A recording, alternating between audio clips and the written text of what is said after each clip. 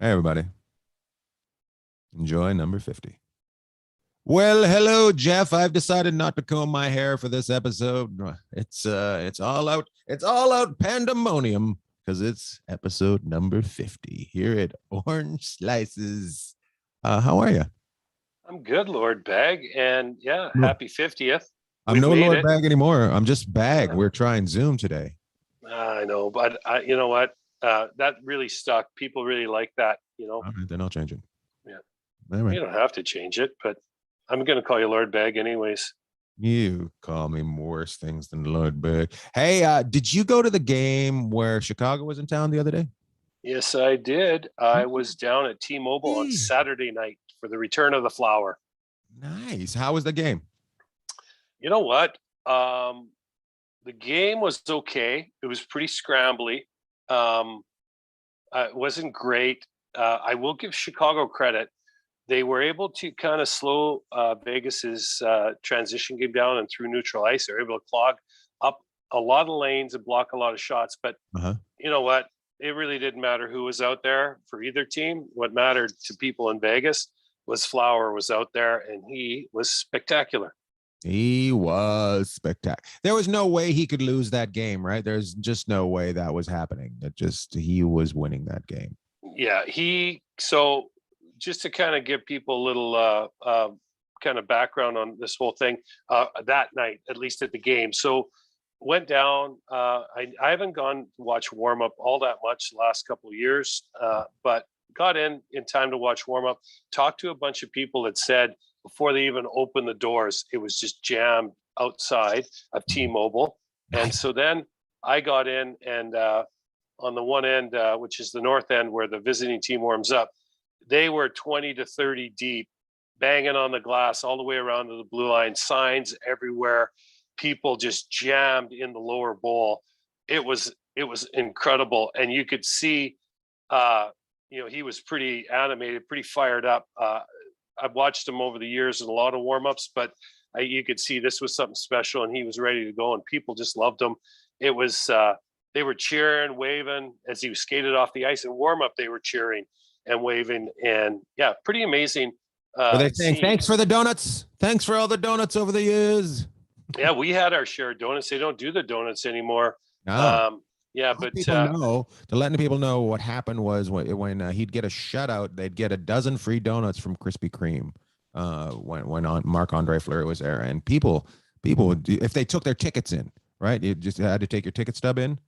And you would, and you were with me for one of those, and we went through yeah, the drive-through, and the girl's like, "We got to do rain checks. We're out of donuts."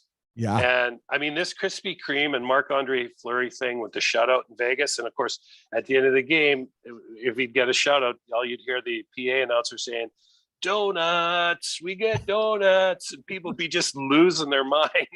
You'd see him coming out of Krispy Kreme like with 4 dozen donuts because their family of four went to the game. I yeah. mean, how about us? I think we got 2 dozen one time. It was Krispy Kreme, We the gave whole we gave thing. some we gave some to somebody. Remember we gave? Do you remember that?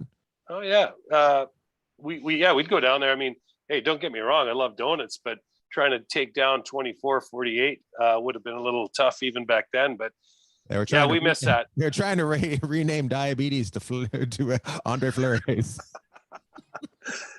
He was so awesome the other night, and people just they did a little ceremony for him before the game, and they did a 2-minute clip of videos, How, minute, how 2 minute. how was it? Because I just seen a little clip of it, and I was like, oh, I was a little disappointed. It was better being there. Or was it with the tribute?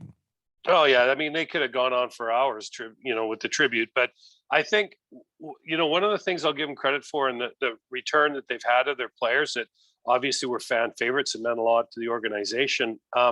They've done, they did his before the game. They did Gerard Gallant's before the game. They did Ryan Reeves, Stastny and Schmidt during the game, early first time out in first period. But what was nice about this one is they did about a minute. You could see he was getting all choked up. He was having a tough time composing himself. But he said it too. He said, "Thank goodness it was at the start of the game and not during the game." He said, "Or I would have had a hard time focusing." He said he had a couple minutes after the video to kind of get himself together. But the place went crazy. They're chanting his name, Fleury, Fleury. 18,000 people. He was making saves. They were cheering. Really a great night. And one of the things I'll say about Vegas it was a good night to be part of the community because most of the time, and I've said this many times, this is a service industry town. This is even though people come and do whatever they want, it's a blue collar town. It's people that are here to help you have a good time. Mm-hmm. And when they've never really seen too much shenanigans in the stands, but fans just loved every minute of Flower playing for Chicago the other night, even though he was in the wrong jersey. They just loved it. And the people in this town are pretty good that way. Even I got to say, we're a hockey podcast, but even at the Raiders game, I know a lot of people come in from out of towns that are Raiders fans, but even at the Raiders game, I was impressed with how people got along. Not going to say that's always the way it's been or it's going to be, but not from the videos I've seen. Yeah, you know what? I was surprised. I didn't see a lot of shenanigans in the stands at the Raiders game, but most nights, the T-Mobile is a good place for a visiting fan to come because there's not a lot of stuff that goes offside. Now, most nights, the Knights are playing pretty well there too, so there's not a lot to cheer for. But anyways, Marc-Andre Fleury. That's great. First star. I'm gonna interrupt you. I think it's great that this is two different buildings. He's been the visitors' goalie and gotten ovations this year. He in Montreal when he reached that milestone, and now in Vegas. And I think it's pretty cool. I think people got to calm down a little bit when they go to the games. I get being your home team, but you got to be a fan of the game. And being a fan of the game is not just everybody that doesn't play for your team is a, it's there's the first bleep of the 50th episode. 50th episode. It took bag 5, but we'll get it in there. By the way, I just noticed those jerseys behind you today. Yeah. Oh, yeah. Tell people about those jerseys. Well, I'll tell people first. Purelator was Bantams, was it not? Yes, it was. And then Air Canada Cup was midgets. Correct. All right, and when I say midgets, I'm not talking about small people with giant buttocks. I'm talking about 15, 16-year-old people playing hockey. What are those jerseys from, Jeff? Tell people. Okay, so I've got two jerseys over my shoulder today. Let's go see if I can get my hand up here.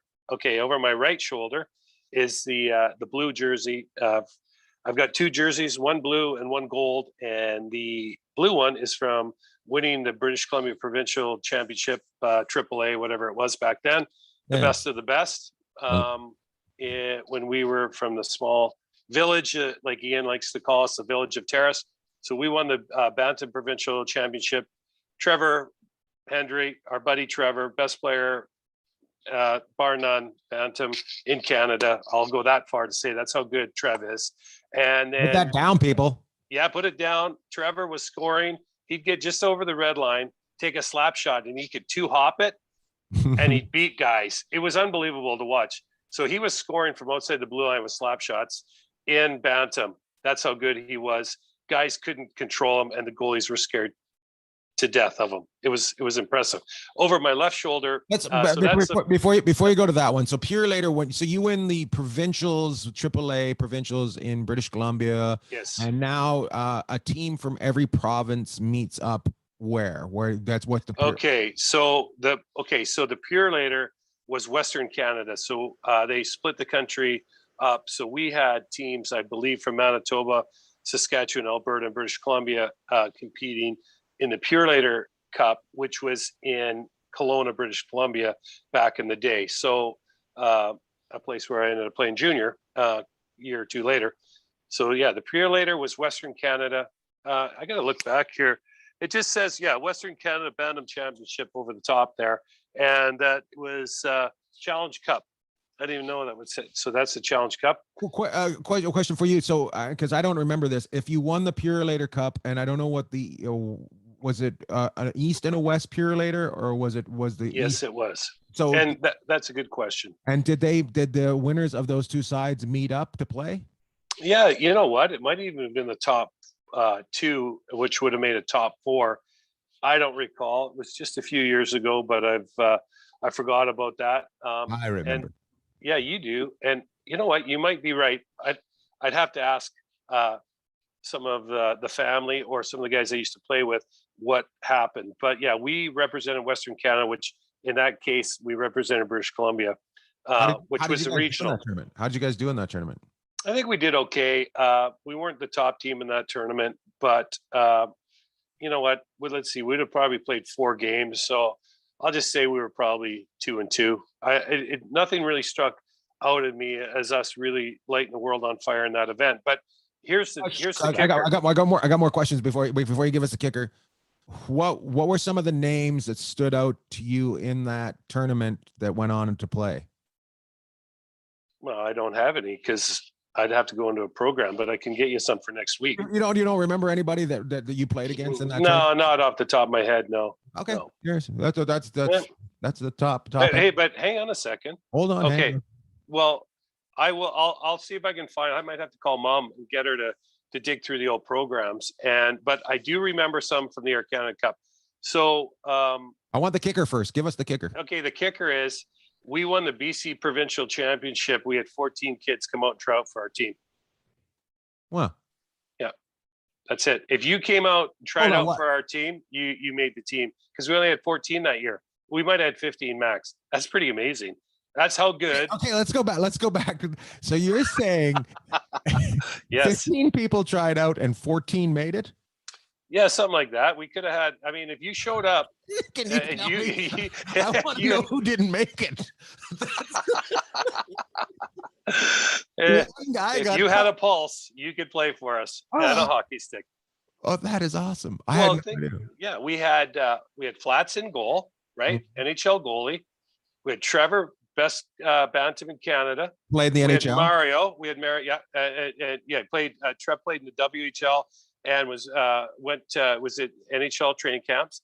Mario Desjardins, right? Mario was there. Mario was unbelievable. Yeah. And then we also just had a bunch of guys.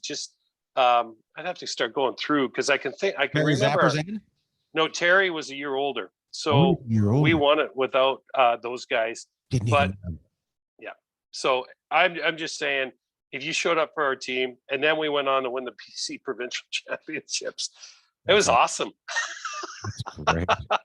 Oh yeah. If you liked a lot of ice time, that was the team you wanted to play for. So that was the team. Do you remember who was the backup goalie on that one? Do you remember?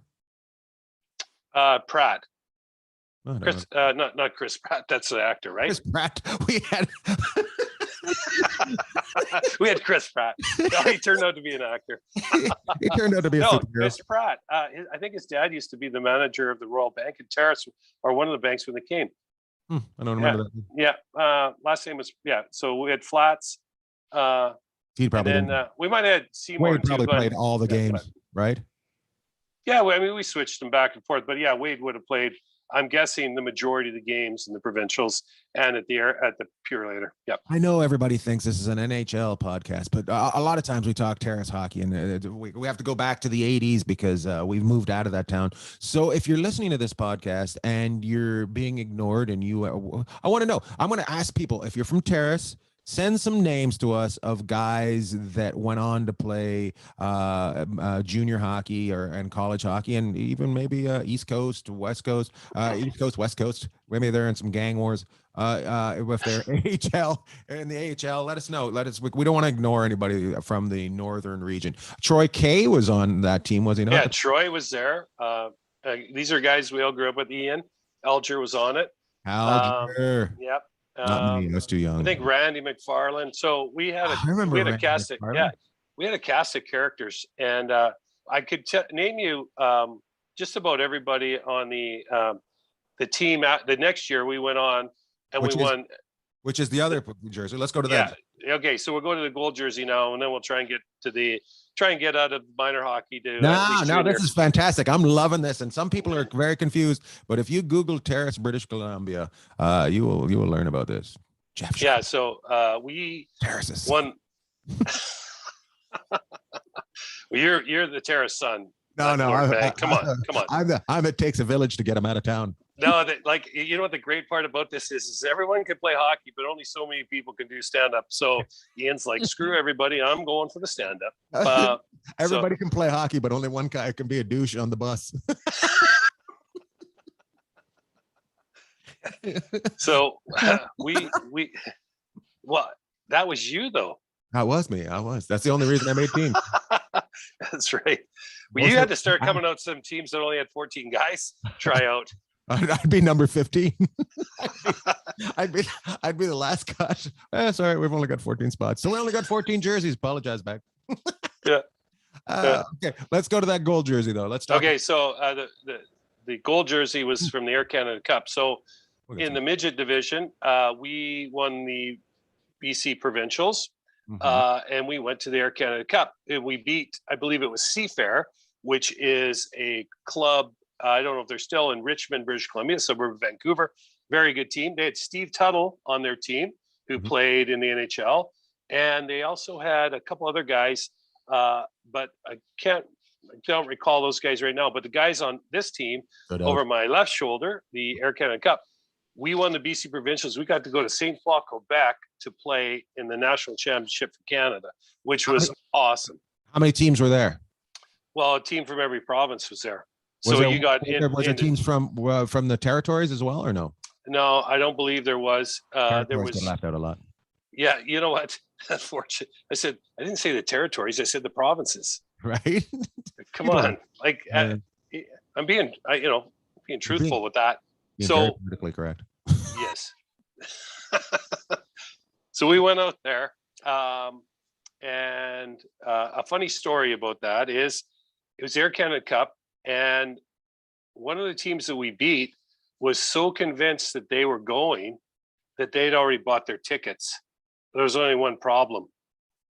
We ended up beating them, so we ended up getting their tickets on Air Canada from Vancouver out to Montreal, and then and out to St. Paul, Quebec, which I believe we were just outside of Quebec City. But that was pretty funny. Yeah, one of the teams that already bought the tickets, they were all so convinced that they were going, and then we ended up saying, we need tickets out there, so we'll take those tickets. That's funny. And then they said, we're going to need those tickets for you guys to go. That's so funny. And that's how many planes go out there. They said, you guys are going to have to go. We're going to have to give us those. Do you remember any of the players on that team that played for you? Well, I do. Okay, so we got Flats in goal still, right, on that team. We had Glenn Seymour play with us, but we also had some guys that played in the show. We had Dale Kushner on that team, played in Philly. We had Rudy Hocek, who was a big star with the Rangers and in Tampa. Zap, we had Terry Zapazan went on, and he went on. I'm gonna stop you right there. Remember this, people. This is a town of about 12,000 people, and we've already named 3 people that played in the NHL on this team. Yeah, you know what? And I'm sure that I'm going to miss someone else, but this is the really cool thing about the team that went to the Air Canada Cup, which some people are like, okay, click, we've heard enough. The really cool thing about the team that went to the Air Canada Cup, every player on that team, the year we won it midget, every player on that team went on to play at least Junior A Tier 2, BC Junior or Alberta Junior Hockey League, or in the WHL. And some of those guys went on to college. So we had a bunch of guys that, I mean, from a little small town to have that level of player, we were lucky that we just hit it at the right time, and we had great organization, some structure around the whole thing to help keep everyone in the straight and narrow. And I feel like I'm missing.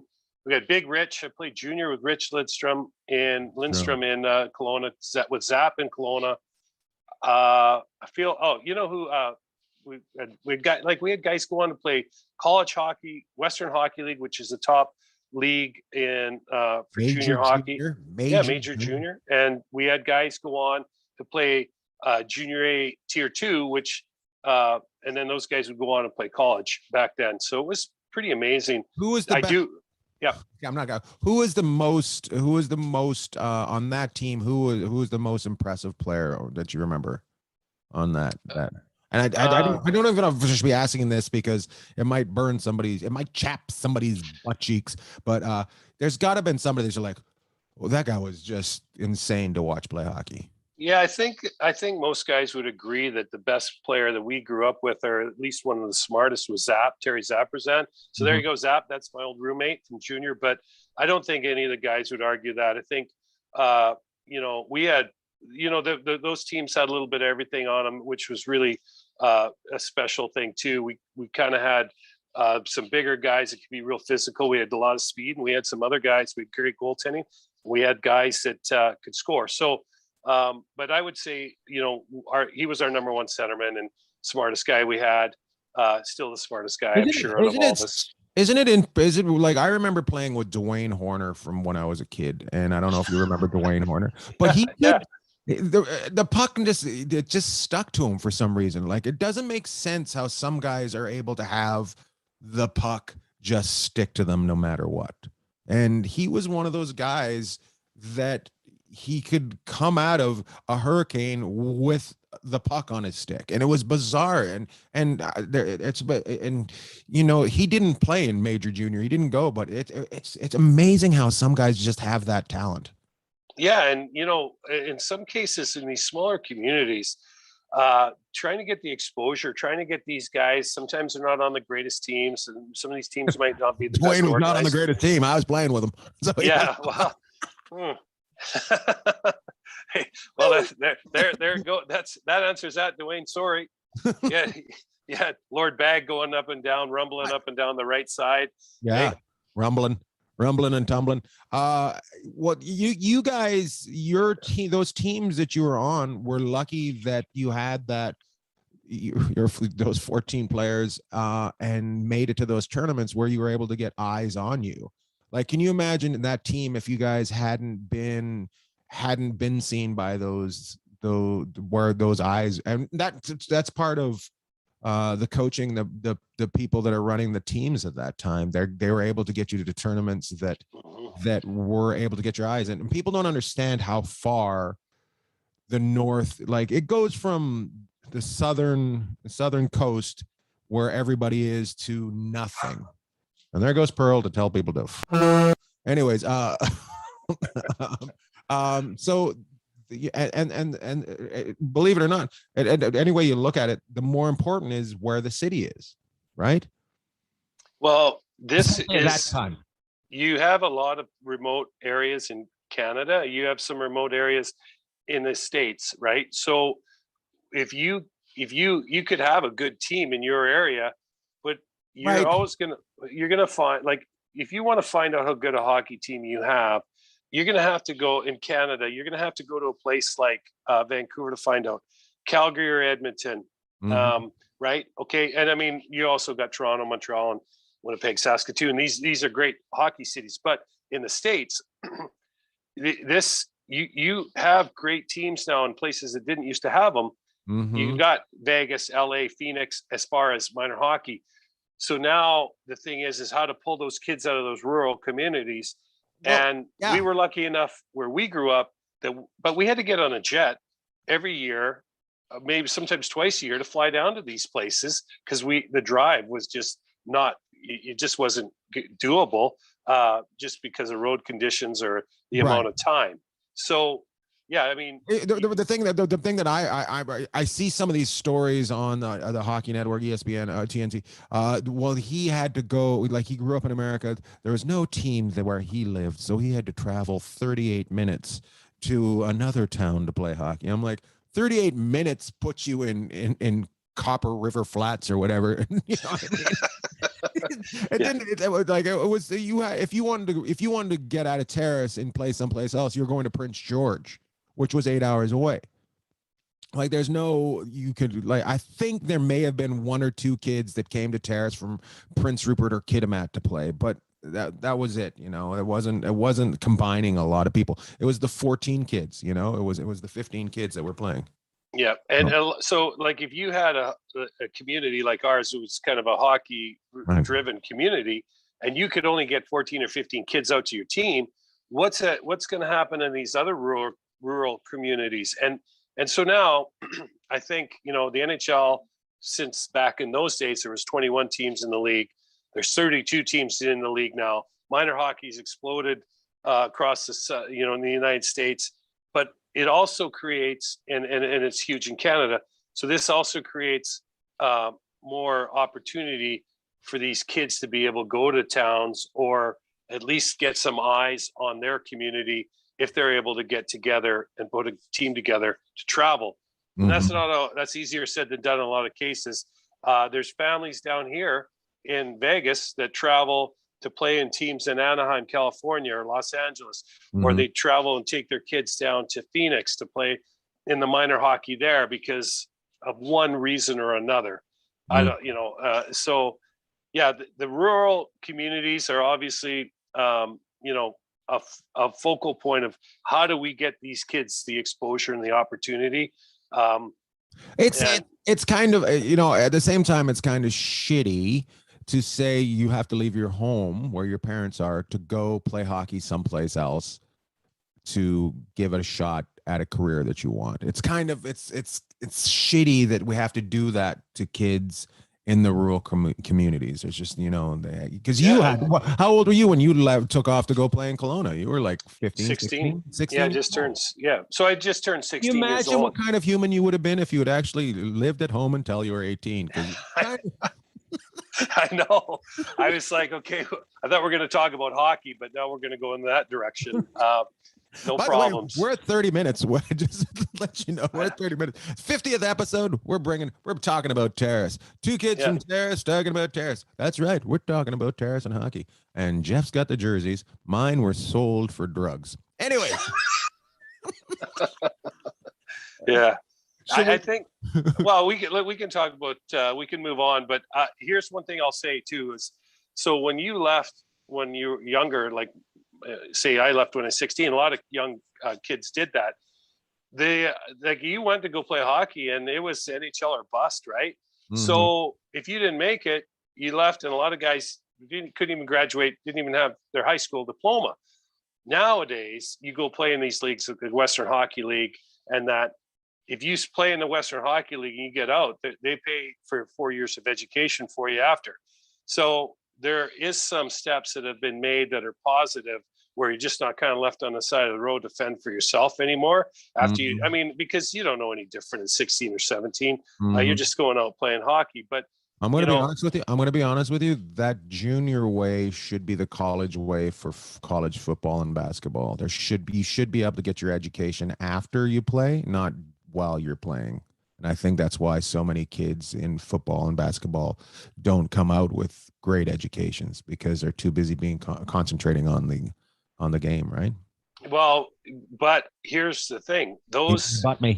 Yeah, here we go. I've seen it firsthand. These schools have people that are there to help help these guys get through. And I get it. The college football and basketball in the States is so massive, but they have helpers, for lack of a better term. I know what you're saying, Jeff, but it's still that the big leagues are bust, and sadly most people are bust. And they're ignoring things because they do think they're going to make it. You have to have that mentality that you are going to make it. There's nobody that's made it that's like, well, it's if it happens, it happens. I go to every second practice. Well, I can tell you what, the infrastructure's been in there a lot longer for the college football and basketball, even college hockey in the States, than it was in the Western Hockey League that I played in. And they've caught up, or trying to catch up now, where they can offer education to these kids once they're done, because you're considered a veteran in the WHL, Western Hockey League, if you're 18 or 19 years old and you played in the league for 2 or 3 years. You're considered a veteran. Still a teenager, right? Yeah. You don't know, what's out there. You don't know. And I'm not going to say I was any different. It's not like I had it all figured out, but I got to figure it out now, Lord Bag, because we're doing the 50th episode of the critically acclaimed Enjoying Our Installations with Jeff and Ian. Critically acclaimed. By the way, I don't know if anybody knows, I've been bragging about it all over social media, mentioned by Ken Daniels on the podcast, on the broadcast of Anaheim Red Wings the other day. Threw out a great shout out for Jeff, and then him and Mickey laughed at me being a dummy.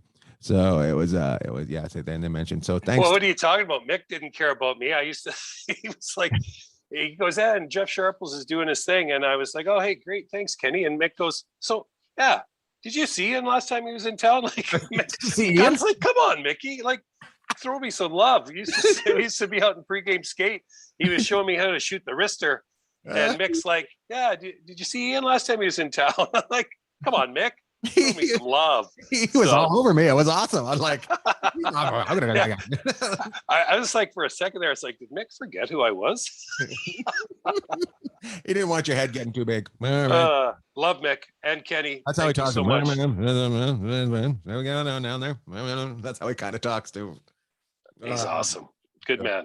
Good broadcast to listen to. You can find them on Bally's. I think it used to be Fox and now it's called Bally's, which drives me nuts because it's the gambling center, but they have the logo from the old gyms, the old Bally gyms, which just looks so terrible. Anyways, let's wrap this show up. 50th episode. Do you want to do some shout outs? What do you want to do? How do you want to wrap it up? Yeah, we didn't really talk about anything to do with the league today, which was well, we didn't say we were an NHL podcast. We said we were a hockey podcast. And we went down into the rabbit hole and found Terrace, British Columbia today, where we grew up, which is kind of fitting, I think. So, you know what? I want to give a shout out to. I want to give a shout out to I know we've kind of talked about this before, but Conrad Lackton, right? Mm-hmm. Trainer that I had in Sydney, which was Edmonton's farm team back in the day, out in the Cape Breton, Maritimers, best people in the world. I wanted to give a shout out to all the trainers out there because you got Conrad, Larry Ness, my all-time favorite, Loch Ness, just the best of the best. These guys protect the team, they protect the dressing room, and you think, well, why do they got to do that? You got all these young guys that can handle themselves. There's a lot of outside influence that tries to get into the room and get a piece of these guys. And these guys are unpacking our equipment at 2 and 3 in the morning. They're doing everything they can to help keep everybody on the straight and narrow, and they'll do anything for you. So a big shout out to the trainers, because without them, there would be no NHL hockey teams. Yeah. That's one of my shout outs. And you know, I probably can come up with a few others, but I'll leave it to you, Lord Bag, on the next one. I'm gonna give a shout out to there's a building in Grand Rapids called the Bob Building, and it was about 5 different levels of bars, and one of the bars on top was Dr. Grin's Comedy Club. And I went there for many years, and right across the street was the Amway Center, or whatever building it was, and the Grand Rapids Griffins played there, which is Detroit's minor league team. And I used to go over and watch the teams play, and I've seen many guys over the years come out and go, and it was awesome. It was so crazy because I would go watch 2 periods and then come back and do the show. Like, so I'd go, you know, and they'd start the show without me, and I'd be over there watching the hockey, and then they'd text me, all right, it's time to get on stage, and I'd come back and watch. That was that close, and that place is closed, and I won't be able to go see minor league hockey in Grand Rapids anymore. So I just want to give a shout out to everybody that worked at Dr. Grin's and all the people in Grand Rapids that came out and seen shows. I love going there. Very nice part of Michigan. The Rapids, not so grand. Pretty boring. Just to let you know. Well, hey, so we spent like 35 to 40 minutes bringing this thing way up, and then you brought it down with that. Yeah, but I'm going to give another one out. Okay, well, I got to. Well, you know what? I can give you a quick shout out. Go give your shout. Okay, this is kind of a funny story because it's Grand Rapids. So, the Niedermeyer brothers. Do you remember the Niedermeyer? Never heard of them. Okay, what's their names? First names: Rob and Bob and Doug. Scott, right? Niedermeyer and Rob Niedermeyer, right? So Yeah. I'm going to tell you, this is my quick story about playing in Grand Rapids. Scott was having problems negotiating a deal with New Jersey at the time. So he came down and he was playing with us in Utah. Butchie signed him. So and Scott's awesome guy. So we go and we're playing in Grand Rapids. And, you know, Scott's a great guy, but this guy's an NHL Hall of Famer. He's down here playing with us, right? Just trying to stay in shape while he's trying to negotiate his contract with the New Jersey Devils at the time. So we get out, and to say he was a bit of a rover in the IHL would be an understatement. So we were playing in Grand Rapids on a Saturday night, and that building gets rocking, Lord Bag. You've been in there. Yeah. This place is rocking, the Amway Center. First shift, they come down, him and I start. Boom, 1-0, 9 seconds in. Okay. Come over to the bench, they change us. Come out for our second shift. He leads the rush up, almost scores. They turn it over, come down 3-on-1 on me. Boom. 2-0. You're -2. I'm -2 in 2 shifts. I'm -2 in 2 shifts. Okay. That's not a really good start. And the place is going bananas, right? I could have played professional hockey. That's my Yeah, you could have. Well, it gets better. So, and I hated the stat plus minus, but I hate it. It seems like guys don't care anymore about plus minus. I hated being minus. I hated it. Third shift. We get out, we're kind of controlling it. Things are going pretty good. There goes Needs. He goes up the ice again, leads us on the rush. Another unbelievable opportunity. We're all over them. Boom. They come down on me again. This time it's like a 4-on-1. Bingo. In the back of the net. -3. Not even 10 minutes in to the first period. It's probably more like 5 or 6. We're sitting on the bench, and I'm like, this is awesome. And everyone's just loving it, right? I mean, it's like Saturday night Grand Rapids, and they are just, and then one of their guys grabs one of our guys and like kicks the crap out of them. They're beating us up on the scoreboard, and they're beating us up on the ice, right? I'm -3, and I'll never forget this. And somehow we scuffled to get a goal before the end of the first period, so it's only -2. I was like, okay, at least I can catch my breath. Well, after the game, Needs is on the bus. We're getting ready to leave. I think that was enough for him. He signed with New Jersey the next day, went back to the NHL. But my story about Grand Rapids, 3 shifts, -3, and just my head was just spinning. I was like, oh my goodness. I love it. You know what you did? You took him down to -3. So he's like, I'm not going to re-sign with Jersey because they're going to see my stats because of Jeff. Yeah. I mean, and I played with them quite a bit. So it was usually really good, but I'll never forget this. And the next day Needs signed, and he went back to the show. And one of the cool things about that guy was he'd come out, do his thing, hang out with the guys. And then he paid for our Halloween party that year. Nice. That's a great. Really. So Scott Niedermeyer, great guy, good BC boy, and Hall of Fame player. So wow, you just turned into Don Cherry right there. Good BC boy, having a good time there. Yeah. Paid for the Halloween party. I thought I sounded like him earlier too. It's like, did I just become 85? That's awesome. Scott Niedermeyer, give me that.